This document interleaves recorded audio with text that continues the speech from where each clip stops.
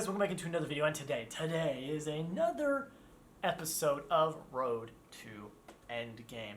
So if you are new, thank you so much for clicking on the video. Feel free to drop a like, comment, and subscribe. Like I've said in my past few videos, trying to get to 500 subscribers by the end of the year. It's a bit of a lofty goal, but I think we might be able to hit it. Thank you all so much for subscribing, liking, and just watching the video. It means a lot. I love making these videos, and I love when you guys get to watch and enjoy. But today, we, of course, are doing another episode of Road to Endgame. We've been doing a lot. It's been going really well. And today, of course, you guys already know, if you know how the MCU goes, we are talking about Avengers Age of Ultron. I'm kind of excited to talk about this one. I'm not really like 100%, but it's not a terrible movie. So we're going to get into it. If you guys are new, this is kind of how it works. I will read off the synopsis.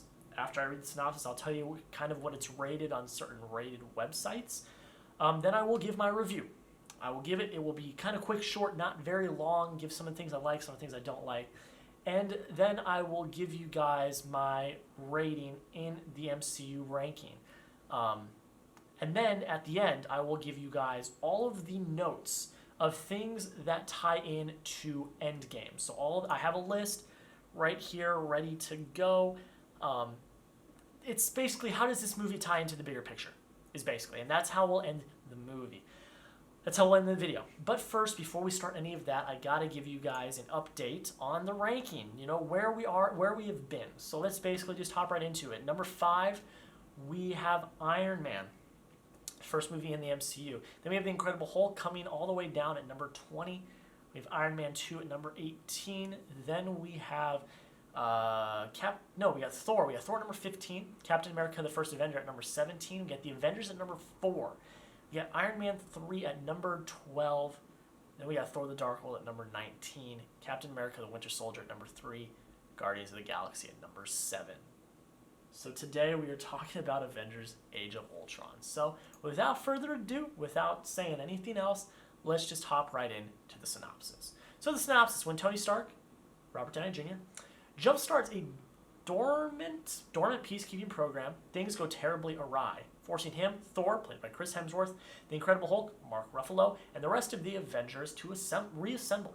As the fate of Earth hangs in the balance, the team is put to the ultimate test as they battle Ultron, a technological terror hell-bent on human extinction.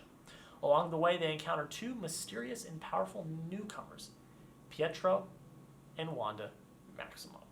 So, on IMDb, it is rated 7.4 out of 10, Metacritic 66%, and Rotten Tomatoes 75%. And honestly, they kind of hit the ranking pretty well. It's kind of a mid-tier average movie, honestly. So the things I like, I'll tell you the things I like. It's another Avengers movie. I love it. I love the team of movies. They're some of the best. A lot of the script is actually well written, I think. There's a lot of funny parts. There's some serious parts. A lot of intense moments. I think it's James Spader who voices Ultron is absolutely perfect. Ultron is a character that you can fear. It's not one of the best villains, but he's one that that you can fear. There's some real stakes involved. I like the introduction of Pietro and Wanda Maximoff, aka Quicksilver and Scarlet Witch. They're both really great characters. Unfortunately, Pietro dies at the end. Spoiler alert. But yeah, there's some good stuff in this. There's some great scenes. I like how they're starting to get into the bigger picture of the entire cinematic universe in this movie by, kind of teeing up some things that'll be happening in later movies, especially with Thor. Thor has got a big thing that ties into Ragnarok. And really we're seeing that the stakes are getting a lot higher. And there's more to it than there used to be. But now let's talk about the bad. The script is not the best. Like I said, there was some good scenes, there was some good lines, but in general, I don't enjoy the script as much. It really kind of elongates. I think the movie's a bit too long. I think it could have been a bit shorter. And it's just kind of a letdown. You have the Avengers, which is such a fantastic movie, and then you have Avengers Age of Ultron, and it's just kind of doesn't work. And one of the biggest things criticisms I have is there's so many subplots. So many subplots. There's so many, and it was so hard to just kind of keep track of everything. But in the end, it was not the worst movie. It's more of a middle of the road movie. Obviously we know what happens. He tries to drop Sokovia. Sokovia has such a big, just in the future, you're going to hear Sokovia so much. There's going to be so much with Sokovia.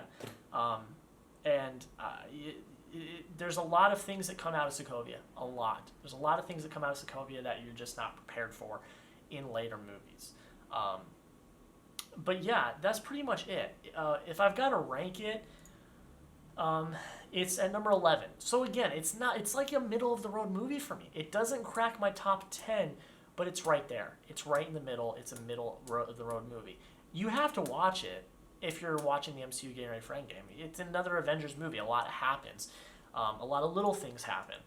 So you have to, but it's just kind of a middle of the road movie. But big stuff happens. And that's what we're going to get into right now with how it ties in to Avengers Endgame. So one of the biggest things, we're introduced to Quicksilver and Scarlet Witch. Again, we don't see Quicksilver for long. He ends up dying. But Scarlet Witch, one of the most powerful beings in the MCU right now. Up into Infinity War, Ant-Man the Wasp. She's one of the most powerful. It showed in Infinity War. Tony and Bruce use Loki's scepter, which we learn in this movie houses the Mind Stone to create Ultron. We're introduced to Ulysses Klaue, and we have more references to Wakanda. That's kind of a smaller little subplot, but with going into Black Panther, there's some significance. There's more references to vibranium. Obviously, Ultron's made out of vibranium. He's made out of vibranium. Vision is created. Vision is made. Another introduction. We are introduced to Vision. And the Mind Stone is revealed. Another Infinity Stone is revealed from the Scepter. So those are some big things. And we have the new Avengers facility. So that's how it ties in. There's some big tie-ins in this movie. Even though it's not the best movie in the world, there is a lot of stuff that ties into Endgame. A lot. There's a lot that ties in. But that's pretty much it, guys. If you enjoyed, don't forget to like, comment, subscribe. Comment down below. What do you think of Avengers Age of Ultron? It's a very divisive movie. A lot of people hate it, but some people like it. So let me know down in the comments below where you fall into that category. Do you like it? Do you hate it? Do you kind of agree with me where it's kind of just like a middle-of-the-road movie? But with that being said, thank you guys all so much for watching. Like, comment, subscribe. Thank you all so much. I really appreciate it. Have a great rest of your day, and we will see you in the next video.